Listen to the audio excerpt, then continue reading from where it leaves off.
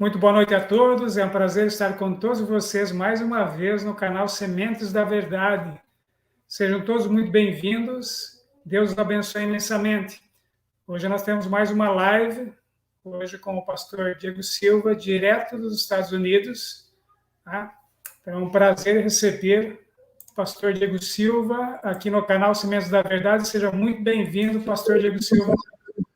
Muito obrigado, Valdomiro. Prazer estar com você e os demais. Uma bênção. Glórias a Deus. Então, hoje nós temos um sermão intitulado, uma mensagem intitulada Formalismo Seco. Tá? Então, antes de iniciar, eu gostaria de apresentar o pastor Diego Silva. Eu acho que todos aqui conhecem, né? O pastor aqui no Brasil, mas ele é pastor hoje no estado de Oregon, nos Estados Unidos, né? Está há 8 anos nos Estados Unidos agora, né? Com sua família, né?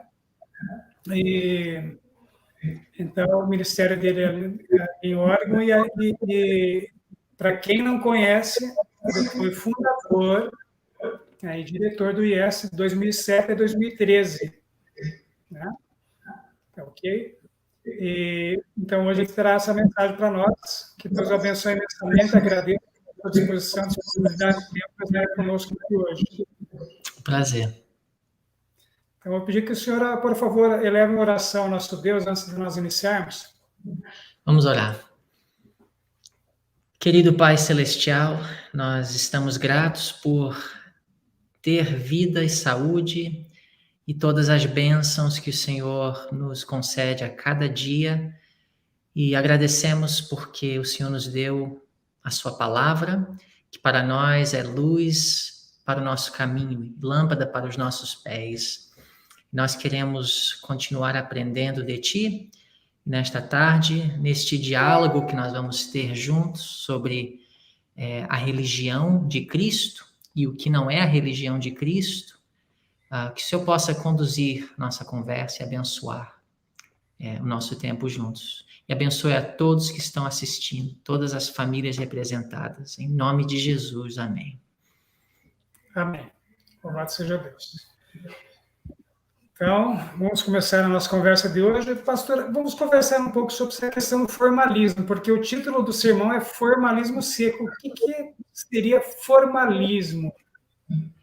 Bom, a irmã White, ela usa a expressão, o formalismo, ela usa a expressão formalismo seco, mas eu vou dar para você uma definição da palavra no português. A palavra formalismo no português é uma tradução da palavra formalism em inglês, mas simplesmente significa, segundo um dicionário em português que eu consultei, a observância de regras, preceitos e métodos.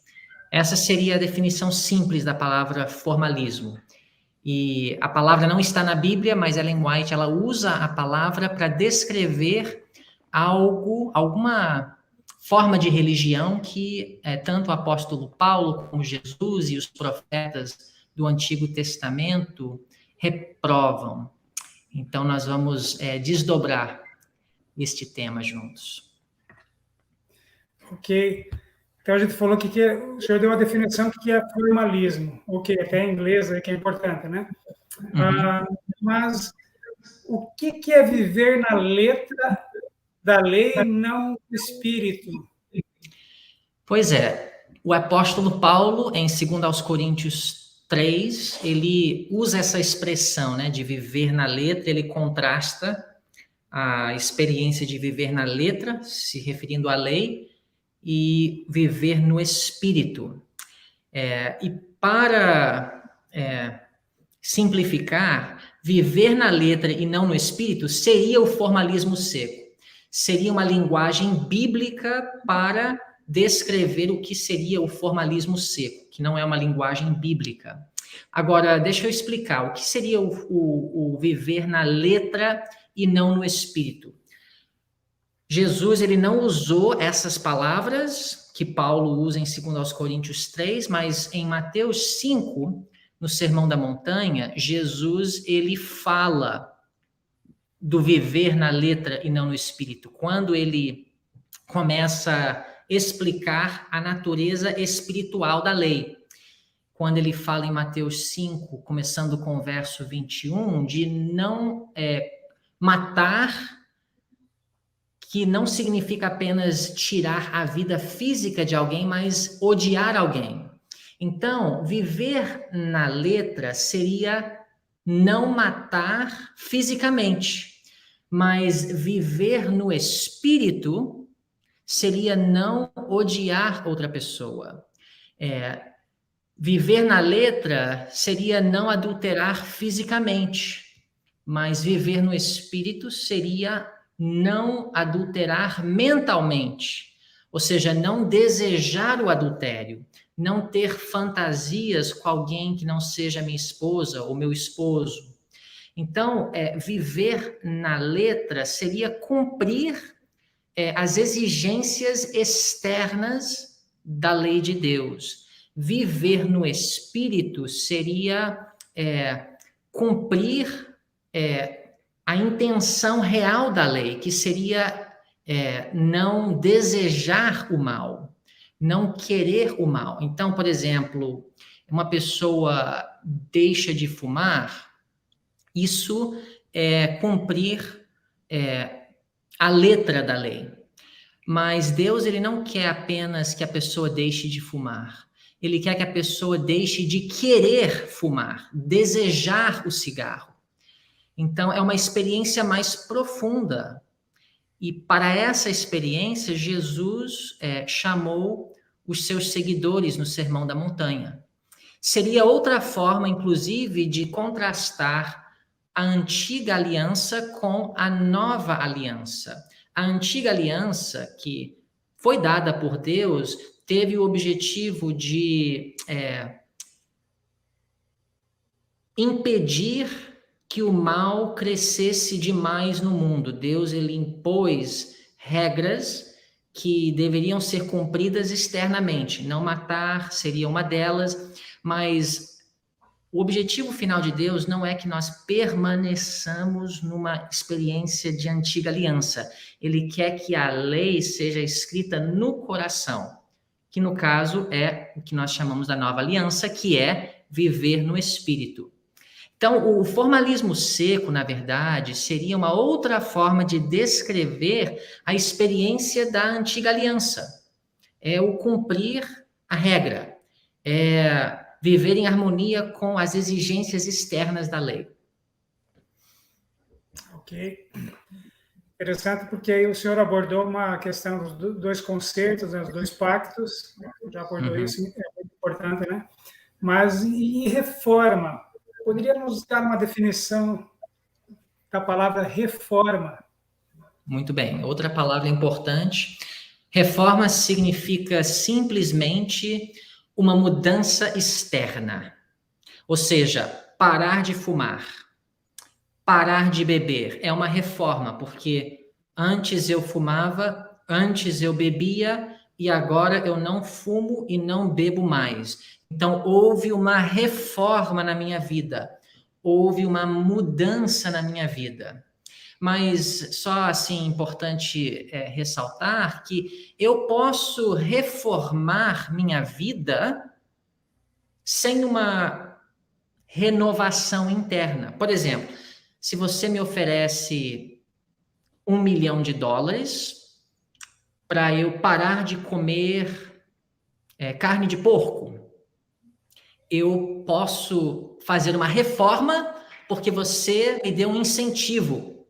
Esse incentivo apela ao meu egoísmo, mas qualquer pessoa que gosta muito de carne de porco deixaria de comer carne de porco, talvez, se tivesse uma oferta dessa, entendeu? Então, reforma é uma mudança externa, mas se nós entendermos o objetivo de Deus na nova aliança e nós entendermos a mensagem de Jesus no Sermão da Montanha, o objetivo de Deus não é apenas uma mudança externa, não é, então, no caso, apenas uma reforma externa. Uhum. Mas a reforma, ela é necessária? A reforma é uma consequência de uma experiência no espírito. Então, o objetivo de Deus é lógico, ele quer renovar e reformar todas as coisas, porque o plano original de Deus, no jardim do Éden, foi interrompido, foi frustrado. Então, Deus, ele quer renovar e reformar todas as coisas. Não é que é necessário. Às vezes a gente pensa assim, se eu reformar a minha vida, eu vou para o céu, é o meu galardão. Mas, na verdade, é um benefício, é uma bênção, é um privilégio, não é um dever ou uma obrigação. Quando nós estamos vivendo no espírito e não na letra, nós passamos a ver as mudanças que Deus opera em nossas vidas, não como exigências para ir para o céu. Porque essa é uma mentalidade da antiga aliança. Eu vou cumprir as regras para Deus me abençoar. Eu vou cumprir as regras para Deus me recompensar. Mas na nova aliança, o pensamento da pessoa que está no espírito é que viver segundo o princípio do governo de Deus é o galardão. O céu não é o galardão, é o viver no espírito, é ter o reino de Deus dentro de mim, é viver na presença de um Deus tão bondoso e amoroso. E isso acontece aqui mesmo, na Terra. Ou seja, nós já passamos a desfrutar da vida eterna aqui. Então, eu não gosto muito de usar mais essa expressão, a reforma é necessária, porque parece que nós estamos colocando a reforma como uma exigência para ir para o céu, como se eu vou então mudar a minha vida para que eu possa ir para o céu. Mas essa mentalidade, essa forma de pensar, é uma forma de pensar que reflete a antiga aliança. Na nova aliança, eu não desejo mais fazer aquelas coisas. Não é que eu vou deixar de fazê-las porque eu vou para o céu. É porque o desejo já não está mais dentro de mim, porque a lei de Deus foi escrita no coração. Isso é muito importante, né? A lei de Deus escrita no coração, não em tábuas de pedra, como no velho pacto, né? E importante também que o senhor falou que a gente pode ter, a irmã White fala que nós podemos ter o céu aqui na Terra também, né? Viver o céu aqui na Terra, no nosso lar, inclusive. Uhum. Então, quais os perigos, então, da forma de piedade? Falando sobre piedade, se você tem uma forma de piedade, quais os perigos da forma de piedade? Então, essa expressão, ela vem de Paulo, na sua carta a Timóteo, 2 Timóteo, capítulo 3, versos 1 a 5, quando ele fala que nos últimos dias alguns teriam a forma de piedade, mas negando a sua eficácia. A forma de piedade seria o formalismo. A forma de piedade seria o cumprir as exigências da letra. E não é perigoso a forma de piedade em si, porque este é o resultado final de viver no Espírito.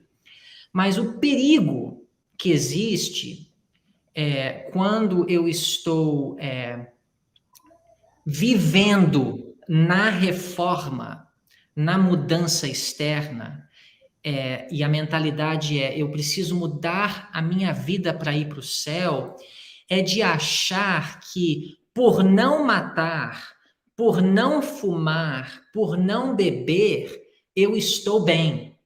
Como se não matar, não fumar, não beber, dizimar, ir para a igreja, guardar o sábado ou deixar de trabalhar no sábado, tudo isso seria espiritualidade. Quando, na verdade, essas mudanças externas são resultado da espiritualidade. É o efeito de viver no espírito. E o perigo está no seguinte, o que eu mencionei antes. Uma pessoa pode estar cumprindo as exigências externas da lei, ou seja, ela pode deixar de fumar sem estar vivendo no Espírito. Paulo, ele descreve isso muito bem em Romanos capítulo 7. A experiência do homem de Romanos 7 é a experiência de alguém que está cumprindo, às vezes sim, às vezes não, a exigência externa da lei. Cumprir as exigências externas, as regras, sem viver no Espírito, é o que o apóstolo Paulo chama de ter a forma de piedade, mas negar a sua eficácia, que é o que Jesus, em sua parábola não contada, mas demonstrada da figueira, que tinha folhas, mas não tinha fruto, as folhas representariam a aparência, a forma de piedade, mas o fruto é aquele caráter transformado pelo Espírito, que não apenas se abstém do que é mal, mas nem deseja mais o mal. Não é aquela pessoa que parou de fumar, mas está ali cobiçando o cigarro. Ou aquela pessoa que não trai a esposa, mas está ali na pornografia, né? Imaginando ou fantasiando, mesmo sem pornografia, com outra mulher, e ele acha que ele é vitorioso sobre o pecado, porque ele não está adulterando fisicamente. Este é o perigo da forma de piedade. É achar que por eu estar correto fisicamente, externamente, comendo certo, bebendo certo, indo na igreja no dia certo, que isso em si é espiritualidade. E esse é um engano. E Jesus e o apóstolo Paulo e os profetas, nós podemos daqui a pouco citar Isaías, Miqueias, Oséias, Amós, todos eles vão condenando essa religião que tem o foco no ritual, o foco no formalismo, o foco no externo, negligenciando a mudança interior. Realmente, pastor, esse é um grande perigo que todos nós corremos, na verdade, porque a gente pode achar que está tudo bem, né? Eu fiz a reforma na alimentação, mudei para o campo, eu faço homeschooling com os meus filhos, eu uso os 8 remédios naturais, né? Vegetariano estrito e tal, tudo isso. Então está tudo bem, né? Aparentemente eu sou um cristão assim, um exemplo de cristão. Então, nós sabemos que na história nós temos uma pessoa que introduziu muitos erros na igreja, né? Que foi o Desmond Ford. O Desmond Ford era um exemplo de um conservador. Ele era muito conservador, estrito. E, na verdade, né, negou a doutrina, né, do santuário, né, e tal. Mas, voltando então a esse tema, que é muito interessante, né, eu gostaria que o senhor falasse um pouco agora sobre reavivamento e reforma. Acho que é um encontro do que o senhor está falando. Sim, são outras palavras para falar da mesma coisa. Viver no Espírito e viver na letra. Na verdade, o apóstolo Paulo, quando ele fala de viver no Espírito e não na letra, ele não está falando de cumprir a letra em si é mal, porque cumprir a letra vai ser a consequência de andar no Espírito, mas quando eu estou cumprindo a letra sem o Espírito, aí é que ele tem uma visão negativa de viver na letra. Em relação a reavivamento e reforma, é curioso e interessante observar que quando Ellen White usa essa expressão, reavivamento vem primeiro. Reavivamento e reforma, né, na ordem, né, da colocação dela. Eu acho que isso foi intencional, não foi acidentalmente.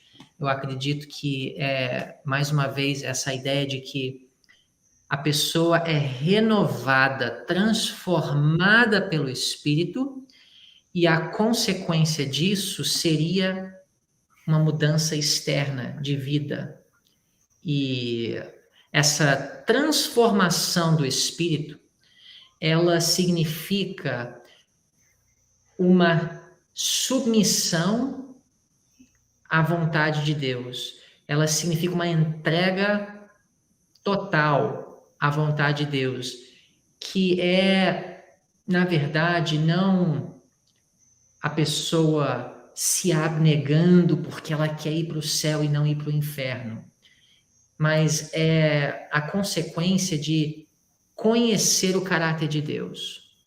Uma coisa que eu tenho estudado recentemente é Jeremias, é o profeta do Antigo Testamento que fala sobre a nova aliança. Quando Paulo fala sobre a nova aliança, da lei escrita no coração pelo Espírito, ele está citando Jeremias 31.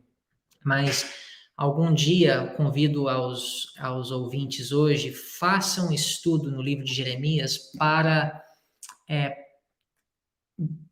conhecer, para perceber quantas vezes Jeremias fala sobre a importância do conhecimento de Deus. O conhecimento de Deus.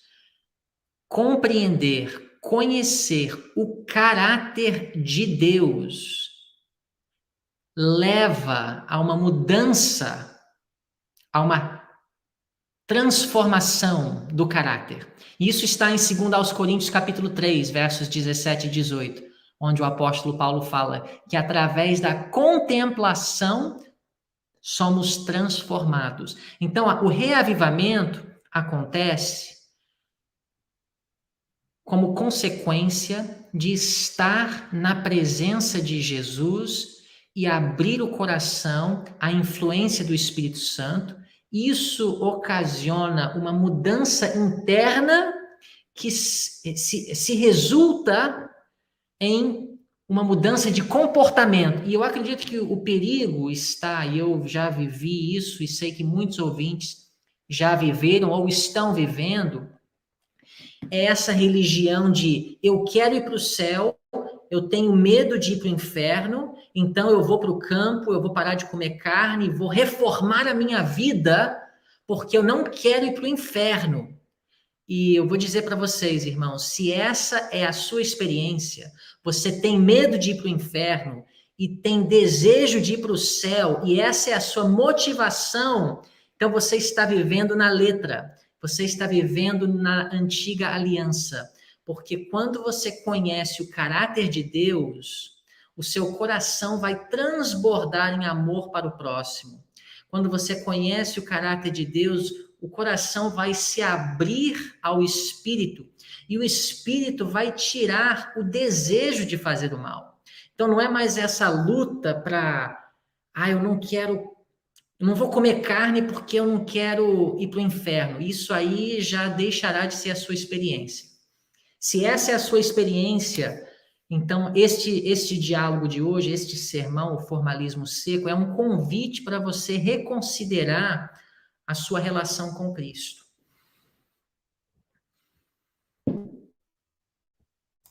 Com certeza, pastor. E a gente começa a refletir aqui, né? Claro que é algo que nós já sabemos, mas é importante enfatizar que a verdadeira conversão, ela começa de dentro para fora, e não de fora para dentro, né? Amém. Isso aí, muito bem colocado. Agora, que interessante, né? Que então nós temos reavivamento e reforma, mas nós podemos separar o reavivamento da reforma? Isso acontece. Tem cristãos que se focam no reavivamento e, na verdade, é impossível experimentar o verdadeiro reavivamento sem experimentar uma reforma. Mas um reavivamento, entre aspas, que não é acompanhado de uma mudança externa, seria o que Ellen White chama de fanatismo. É o fanatismo. E isso existiu no movimento adventista.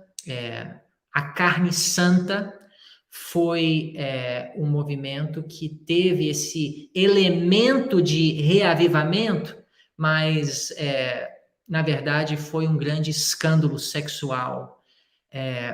Então, o reavivamento falso é, na verdade, um tipo de fanatismo. Agora, a reforma sem o reavivamento, que nós já falamos bastante hoje, seria o legalismo. E eu vou dizer para você, o legalismo é algo real. Existe, ele tira o prazer de seguir a Cristo. Não foram apenas os fariseus do Novo Testamento que experimentaram e viveram no legalismo. Os israelitas vivendo nos dias de Amós, Oséias, Isaías, Miqueias, eles estavam vivendo um tipo de legalismo. Se você lê Isaías capítulo 58, é o legalismo. E o legalismo, ele existe hoje e ele tem a seguinte característica: o foco é no comportamento, é o vestuário, é a comida, é a morar no campo, o foco no comportamento. Mas quando você... Eu sou pastor e eu conheço, eu visito, eu tento ajudar muitos irmãos no Brasil, nos Estados Unidos. Já passei por vários distritos, já fui diretor de uma instituição de sustento próprio, já fui professor de uma faculdade adventista aqui nos Estados Unidos de sustento próprio, trabalhando com jovens, famílias, e eu já vi de perto aquele cristão que se foca no comportamento correto, comer certo, ouvir a música certa, se vestir da forma correta, mas existe grandes imoralidades na vida.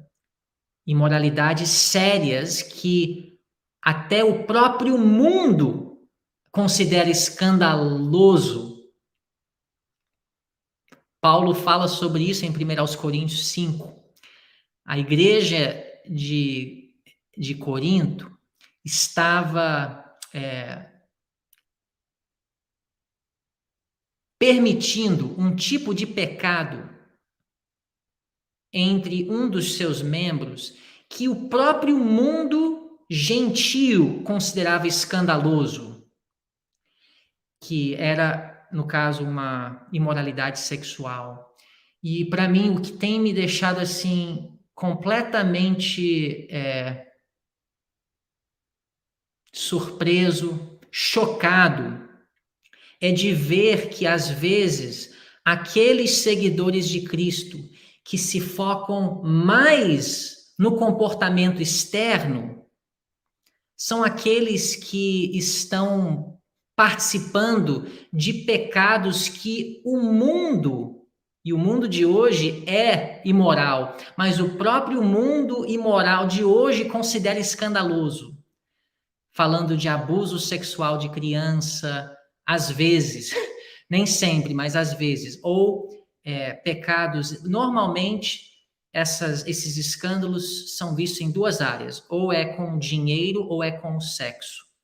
E isso entre cristãos que estão se focando na reforma, ou seja, na reforma aconselhada por Ellen White, foco na vida no campo, foco na alimentação, foco no vestuário, tudo isso bem direitinho, mas uma vida secreta aqui que quase ninguém sabe que existe, onde existe pecados que o próprio mundo considera escandaloso.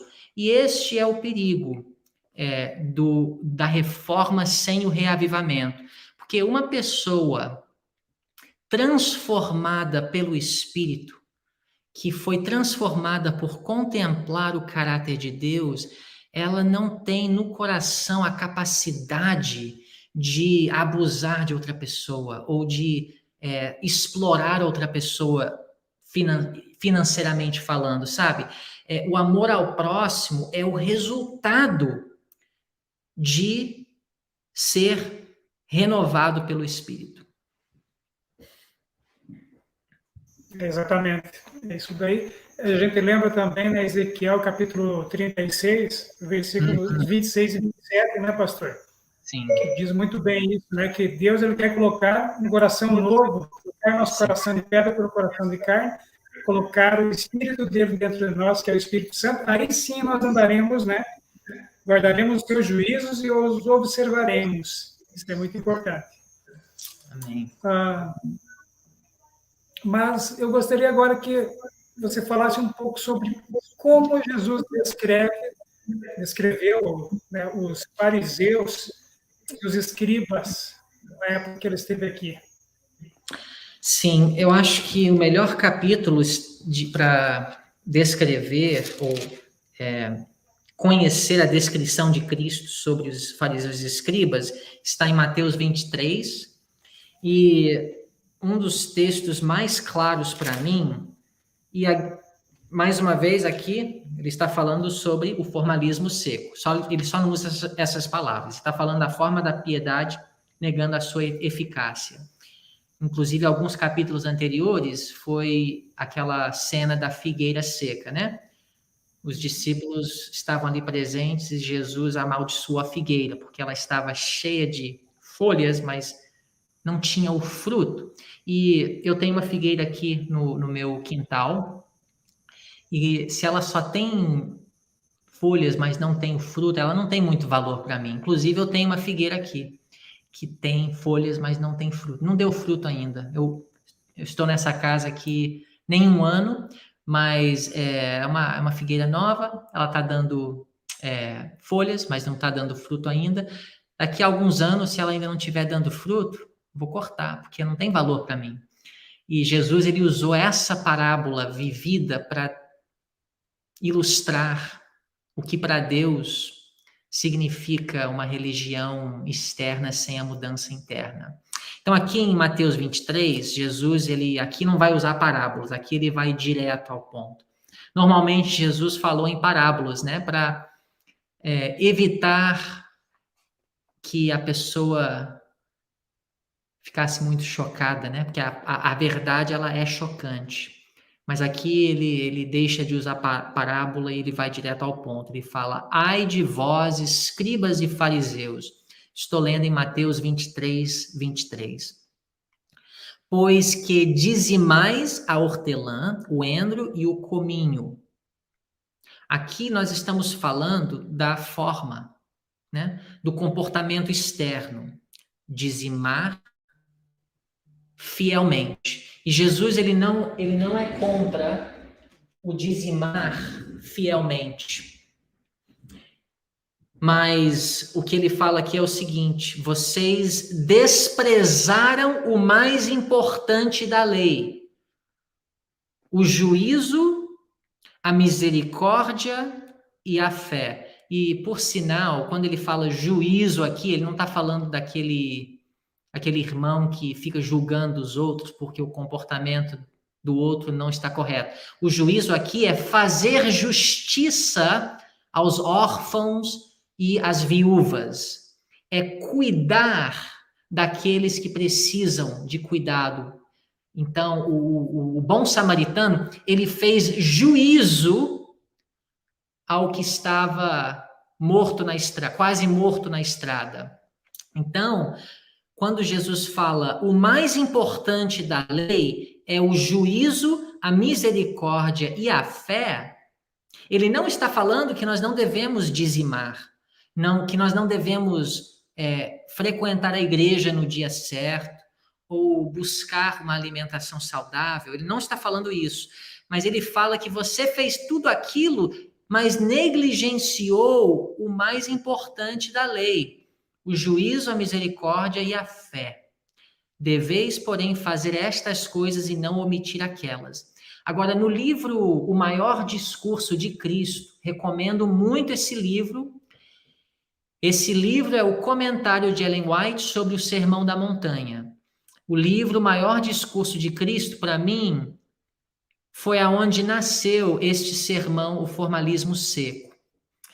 E neste livro, Ellen White fala que o espírito do faraisismo é o espírito da natureza humana. Ou seja, o fariseu... Daddy's busy right now. Daddy's in the meeting. Mommy, I'm in a live stream with about maybe a few hundred people. Can you just stop calling? Thank you. Okay. Minha esposa e minha filha. Um dia vocês poderão conhecer. A família cresceu desde que eu estive no Brasil.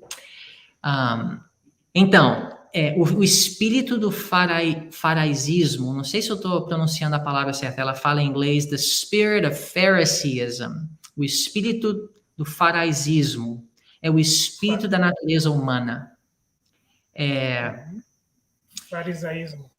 Farisaísmo, obrigado. O que Jesus fala aqui em Mateus 23 é o que os profetas falaram. Isaías capítulo 1, Isaías capítulo 58, Miqueias capítulo 6, Amós, creio que é o capítulo 5, Amós capítulo 5, Oséias capítulo 6, não temos tempo hoje, mas busca estes capítulos para você conhecer que o que Jesus fala dos fariseus não era algo original nos fariseus. É o espírito da natureza humana. Nós queremos a melhor aparência na frente dos outros e nós negamos, nós cobrimos a realidade do interior. Jesus fala no Sermão da Montanha, em Mateus capítulo 6, dos fariseus, mas isso se aplica a todos nós. Você gosta de orar na frente dos outros para que outros venham a admirar vocês. Vocês fazem o jejum, mas tudo isso é para que vocês possam ser admirados, respeitados pelos demais. Vocês estão mais preocupados com o que os outros pensam de você, a sua reputação, do que o que Deus pensa, que é o seu caráter. Então, o fariseu, ele não estava priorizando a transformação interna. O fariseu priorizava lavar as mãos. Se você fosse para o mercado e tivesse contato com os gentios, era uma cerimônia que representava a vitória sobre o pecado. Eu tive em contato com o pecador, então eu preciso me lavar com água. Era um ritual, mas assim, esse era o foco do fariseu. Era o comportamento externo. E Jesus, se você analisar os ensinamentos de Jesus, ele raramente vai tocar no aspecto do dizimar, como guardar o sábado. Ele deu o exemplo de como guardar o sábado, mas onde está o sermão de Jesus, onde ele fala sobre a forma correta de guardar o sábado? Você vê a parábola do bom samaritano, você vê a parábola da ovelha perdida, você vê ensinamento, o sermão da montanha, faz com os outros o que você quer que os outros façam com você. O foco de Cristo está numa transformação interna. E por que Jesus não se focou na reforma? Podemos dizer que Jesus foi especialista no reavivamento e falou muito pouco de reforma, porque Jesus sabia que a consequência do reavivamento é a reforma. A pessoa que deixa de odiar o próximo não vai matar. Então Jesus, em vez de dar uma palestra sobre não matar, ele se focou em não odiar.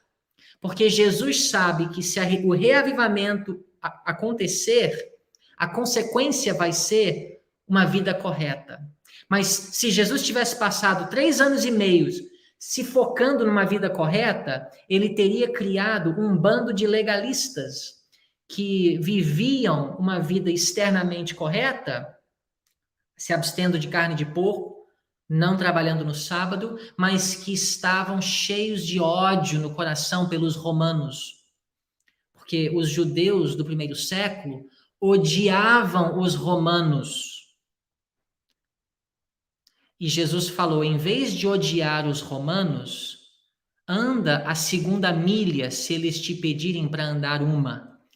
Se eles tomarem, eu não estou lembrando agora na palavra em português, você dá você sabe, você preenche aí a palavra. Se o romano roubar, isso, a túnica. Isso, exato. Você conhece, está em Mateus capítulo 5. Faz alguns anos, faz 8 anos que eu não tenho trabalhado no Brasil, eu fiz algumas viagens, mas o meu português está enferrujado, mas eu acredito que se eu usar uma palavra ou outra errada, os irmãos vão preencher com a palavra certa.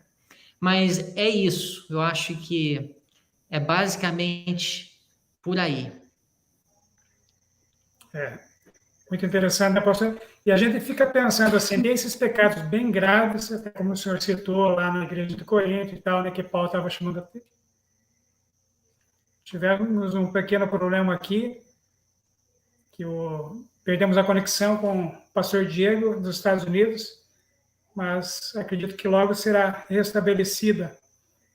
Só um momento, vão participando aí, né? Obrigado pela presença de todos aqui. Citaram o nome das pessoas que estão aqui, o nosso querido Alexandre Dantas, com seu canal A Voz que Clama no Deserto. Também temos a Authentic Studio, Audiovisual, here, aqui, né? Boa noite. Temos também o Rafael, que está conosco aqui, a doutora André, sejam muito bem-vindos, a Raquel, Eleni e o canal Lembra-te, e também a Gláucia. Voltamos então com o pastor. Olá, pastor. Tudo bem? Perdeu. Minha conexão falhou, estou de volta. Ok, bom, graças a Deus deu certo. Então, a gente estava falando aqui que a gente fica falando sobre a igreja de Corinto, Paulo falando, né, aquele pecado terrível, né, que tem aquele pecado sexual, né, todo mundo sabe, a gente nem vai estar aqui, mas o que nos preocupa também, às vezes, é algo que não parece pecado, mas é um pecado muito grande, que é, por exemplo, o pecado da impaciência. Porque quando Jesus fala assim, aprendei de mim que sou manso, e ele provou na vida dele, como homem aqui na Terra, que ele foi o homem mais manso que já existiu. Fala de Moisés, mas, é claro, Jesus está na frente de Moisés que nunca pecou. Ok. Então, a questão da impaciência é um pecado que muitas vezes a gente não percebe, ou mesmo aquela falta de cortesia. Né? Isso é importante também, né, pastor? Então, eu me achava uma pessoa paciente até eu ter filhos. Então, hoje eu vejo que, por exemplo, você fala de paciência. A paciência é aquela coisa que Jesus considerou as coisas mais importantes da lei, em Mateus 23, 23. Ou seja, eu acho que eu perder a paciência com os meus filhos e demonstrar o caráter do inimigo na hora de corrigi-los, para Deus é muito mais grave do que não comer entre as refeições, ou comer entre as refeições, você entende? E eu acho que o formalismo seco, usando seu exemplo de paciência, o formalismo seco é aquele pai, aquele cristão que não tem paciência com os filhos. A única coisa que os filhos veem, a não ser que seja na frente dos outros, é aquele demônio, né? aquele espírito endemoniado, mas não pode comer entre as refeições. Tem que esperar 2 horas depois da refeição até tomar um copo de água. Aquela rigidez com aqueles detalhes, né? Dizimar hortelã, endro, cominho, mas não tem rigidez em relação a se autopoliciar, em relação a como você está interagindo com os filhos. E não é uma questão de se autopoliciar, não. Eu preciso corrigir a linguagem.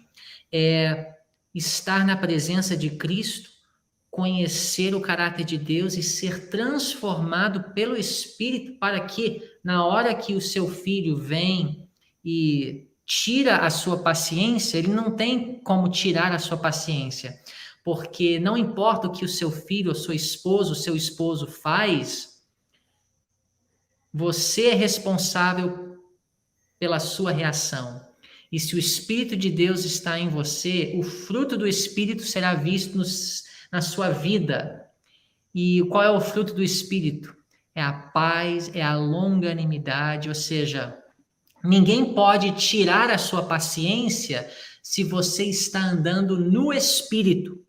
Mas se você está andando na letra, alguém vem e vai tirar a sua paciência sim. Sabe por quê? Porque a sua paciência é apenas uma aparência para impressionar os outros.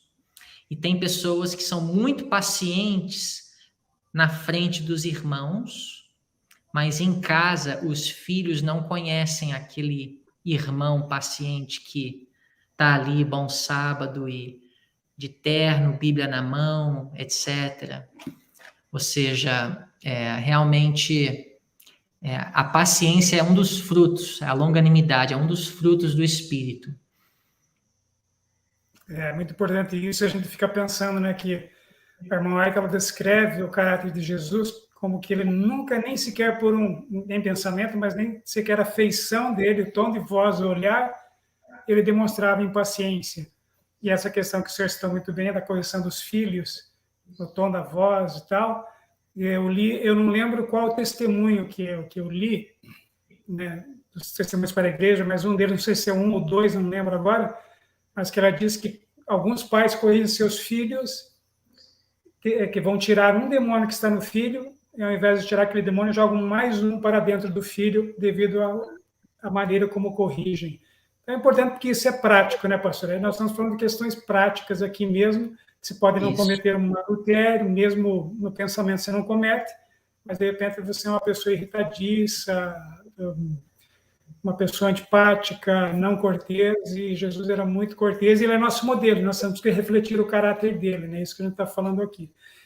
Uma pergunta que eu teria, mas que o senhor já respondeu, né? Que seria coar o mosquito e engolir o camelo, né, já foi respondido aqui, né? Porque tem uma aparência ali, mas na verdade... Mas tem mais uma pergunta agora. Que surpresa terão muitos membros da igreja quando Jesus voltar? Qual a surpresa que nós teremos quando Jesus voltar? Terão muitos membros da igreja. Então, são duas passagens que descrevem essa surpresa. Mateus 7, creio que começando com o verso 21, onde Jesus, no Sermão da Montanha, vocês vão perceber que muitas dessas passagens estão no Sermão da Montanha. Nem todo que me diz Senhor, Senhor entrará no reino do céu, mas aquele que faz a vontade de meu Pai que está nos céus. Muitos me dirão naquele dia, Senhor, Senhor, não profetizamos nós em teu nome? Ou seja, a aparência de piedade. E em teu nome não expulsamos demônios? E em teu nome não fizemos muitas maravilhas? Então lhes direi abertamente, nunca vos conheci. Apartai-vos de mim, vós que praticais a iniquidade. E também temos uma situação semelhante em Mateus 25, no julgamento das nações, começando com o verso 31, é a parábola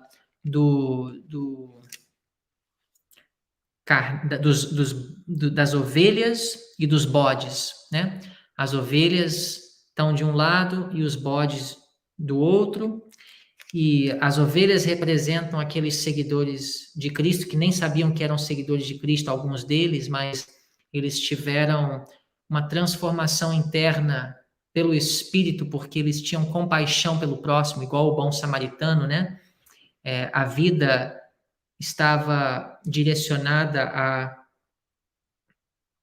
ajudar, servir ao próximo, e os outros tinham uma religião mais focada no comportamento, e os que estão perdidos na parábola, depois, quando descobrirem que não estão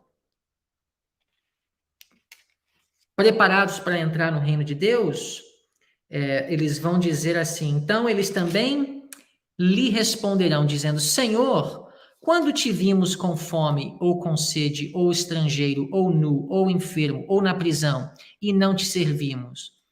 Verso 45, então lhes responderá dizendo, em verdade vos digo que, quando a um destes pequeninos o não fizestes, não o fizestes a mim. Então é uma surpresa, porque eram pessoas religiosas, igual o levita e o sacerdote, que estavam também no mesmo caminho do bom samaritano, olharam para o senhor que estava ali do lado da estrada para morrer, mas continuaram em direção ao seu culto religioso, para cumprir as regras e satisfazer as exigências externas da lei, mas obviamente não estavam renovados pelo Espírito, senão eles teriam percebido e, se comovido de compaixão, teriam ido ajudar o homem que o bom samaritano ajudou. E vai ser uma surpresa, né? E é lamentável. E eu acredito que nós precisamos ter muita humildade em relação a nós mesmos e a nossa situação religiosa. Creio que nós precisamos ter mais paciência e misericórdia com os demais e sermos mais críticos com nós mesmos em relação à nossa vida com Deus. E não crítico ao ponto de entrar em depressão ou de ficar angustiado ou desesperado, porque Deus, ele ama e ele é um pai. O maior prazer dele é de nos mudar, de nos transformar, de nos resgatar do egoísmo no qual vivemos sem ele. Mas, infelizmente, sim, segundo os ensinos de Jesus, muitos serão surpresos. E a surpresa não se aplica apenas aos que guardaram o domingo e vão se surpreender porque guardaram o dia errado. A surpresa também é para aqueles que guardam o dia certo, mas se surpreenderão porque, para Deus, a forma como nós tratamos as pessoas tem mais valor do que o cumprimento das regras.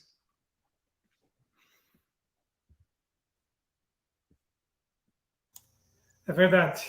É exatamente isso, né? O coração renovado tem mais valor para Deus, porque, claro, vai se refletir no fruto do Espírito, mas o que nos faz estremecer, e o pastor deve concordar, nesse Sermão do Monte de Jesus, no capítulo 5 de Mateus, né? Quando ele, do versículo 43 ao 48, ele termina com 48, muitos de nós falamos assim sobre perfeição em Cristo Jesus, e temos que ter, é claro, em Cristo uma perfeição, que não é perfeccionismo, é em Cristo, é pelo poder do Espírito Santo, mas ele termina ali, né, dizendo no versículo 48, sede vós perfeitos, como é perfeito o vosso Pai que está nos céus.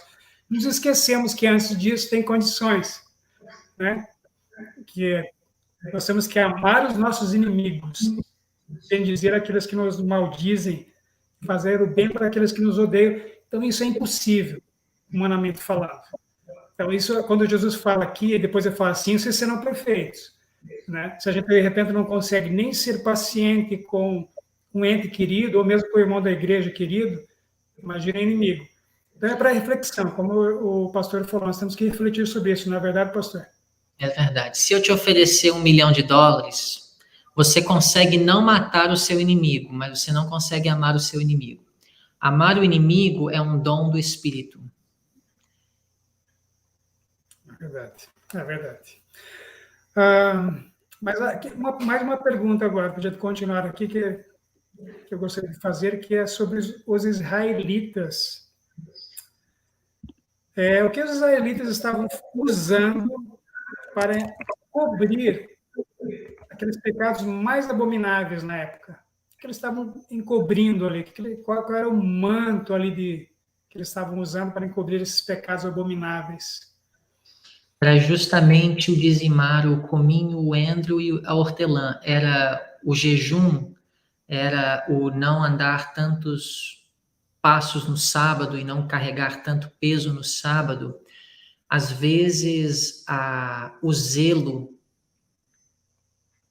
por essas coisas pequenas é uma capa para cobrir algo muito pior aos olhos de Deus. Aqueles fariseus que trouxeram a mulher pega em adultério para Jesus, em João capítulo 8, eles estavam envolvidos em sérias imoralidades. Não sei se era sexual ou financeiro ou outra coisa, mas quando Jesus começa a escrever no chão, eles, envergonhados, começam a se afastar, porque Jesus sabia exatamente o que estava acontecendo por trás dos bastidores, mas para o público em geral eram pessoas zelosas, religiosas, eram judeus fiéis e piedosos, fiéis.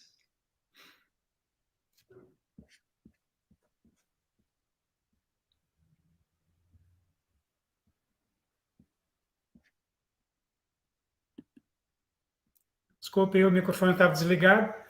Essa aparência, né, de piedade que realmente Deus não aceita, mas aceita um coração renovado que vai se refletir no externo, né? Mas por que Deus chegou ao ponto de aborrecer e desprezar serviços que Ele mesmo havia ordenado?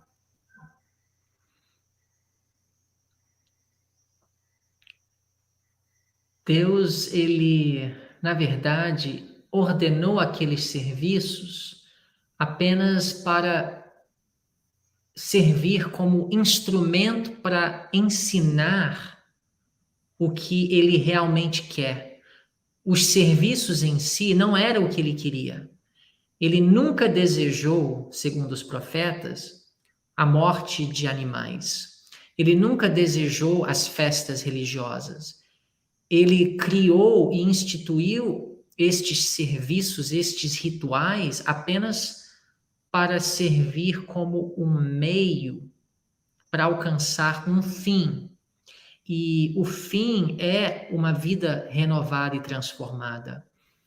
Deus, ele trabalha com instrumentos didáticos. Ele quer ensinar. E ele usou o ritual do santuário como um instrumento didático. O santuário era uma representação, um instrumento, um elemento, uma ferramenta para ensinar algo sobre Deus e sobre o plano da salvação. Mas os israelitas, eles passaram a ver os rituais como aquilo que Deus queria, como aquilo que Deus realmente desejava, aquilo que agradava a Deus. E Deus teve que falar através dos profetas que não é isso que me agrada.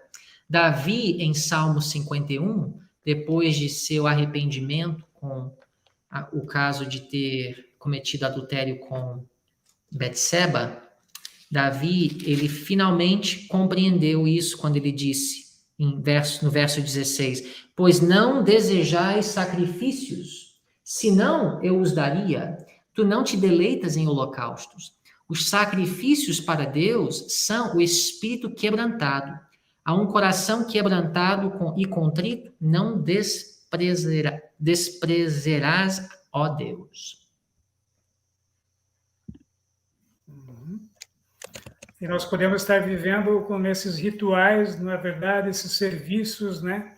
Essas cerimônias, aparentemente, né? Guardando o sábado, mas nós estamos com o espírito no sábado, por exemplo, né?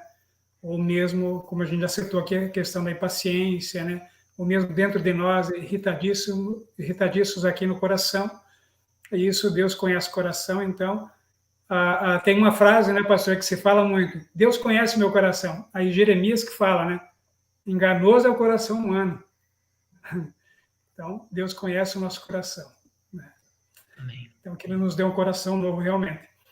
Mas o que tem maior valor diante de Deus são essas cerimônias? O que tem mais valor diante de Deus? A cerimônia ou realmente uma vida prática, uma transformação que vem de dentro para fora? O que tem mais valor diante de Deus? Eu creio que nós já respondemos, né, que Jesus priorizou em seus ensinamentos aquilo que era a prioridade de Deus, que é a vida prática refletida no relacionamento com o próximo. Exatamente. E esse sistema sacrificial, qual foi a intenção de Deus instituir o sistema sacrificial? O senhor falou um pouco sobre o santuário aí, e no santuário tinha um sistema sacrificial. Didático. Didático, né? Didático. O objetivo de Deus era... É a mesma coisa com a Santa Ceia. A Santa Ceia tem uma função didática. Ela não é sacramental.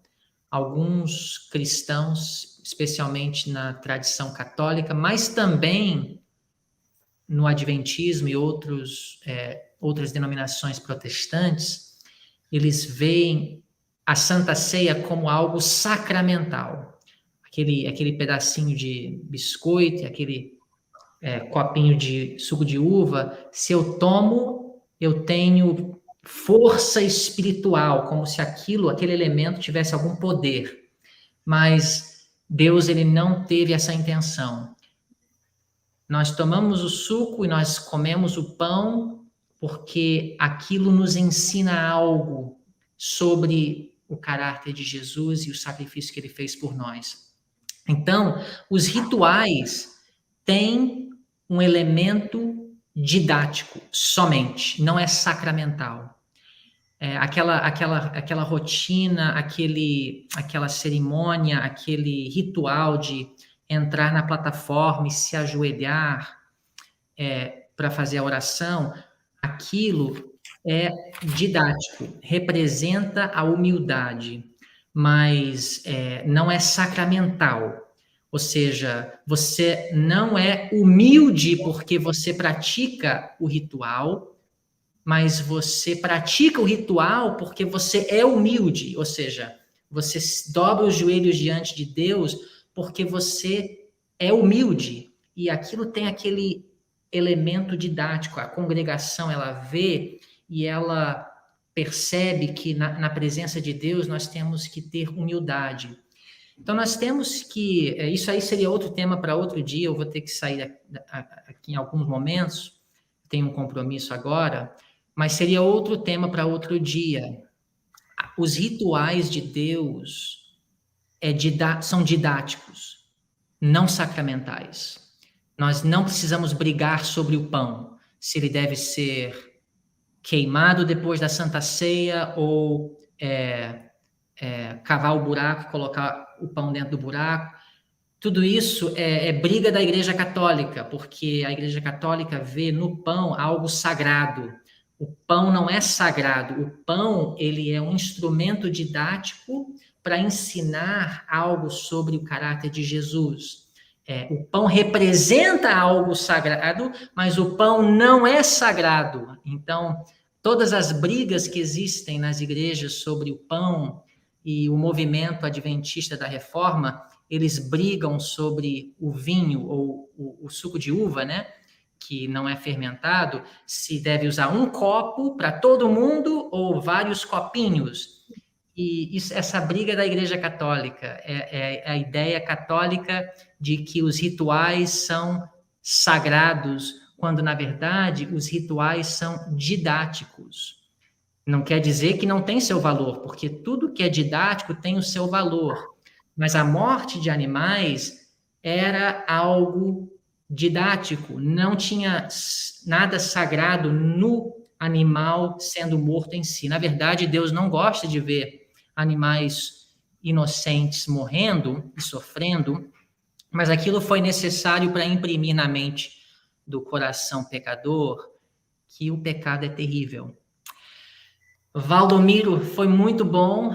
Eu farei outra vez, se for preciso, mas eu tenho um compromisso, tenho que fazer uma visita agora, mas foi um grande prazer estar com você. Eu percebi só agora que tem aqui o chat, tem vários amigos meus que estão assistindo hoje, então, outra ocasião, eu quero interagir com o chat para poder... talvez irmãos podem fazer perguntas, mas para hoje eu vou convidar você para fazer a oração e eu vou ter que me despedir, talvez você precise continuar para fazer alguns anúncios.